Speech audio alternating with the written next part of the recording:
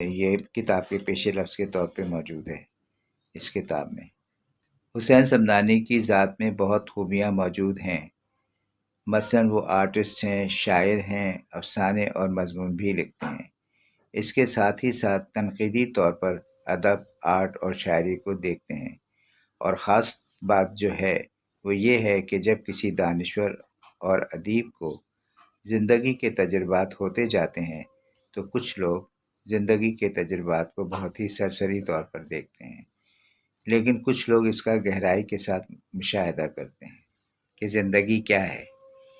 ان کے احساسات اور مشاہدات ان کی تحریروں میں ہمیں نظر آتے ہیں۔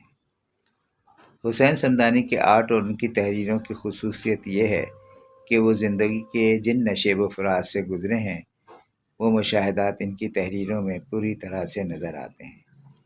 کسی بھی ادیب، شاعر یا دانشور کی تحریر کی ایک خوبی یہ ہوتی ہے کہ اس میں سادگی بھی ہو اور شگفتگو بھی، یعنی وہ کسی سوال کو مشکل یا پیچیدہ بنا کر نہیں لکھیں بلکہ سادہ اور آسان بنا کر لکھیں تاکہ لوگ اس کو سمجھ سکیں اور اس سے لطف اندوز بھی ہو سکیں۔ ادب جو ہے ایک ایسی چیز ہے کہ آرٹ بھی اس میں آتا ہے۔ جمالیات پسندی کو اطمینان بخشتا ہے، اور یہ چیزیں اگر ہماری سوسائٹی میں سامنے آتی رہیں تو یہ ہمارے کلچر کا اہم حصہ ہوتی ہیں۔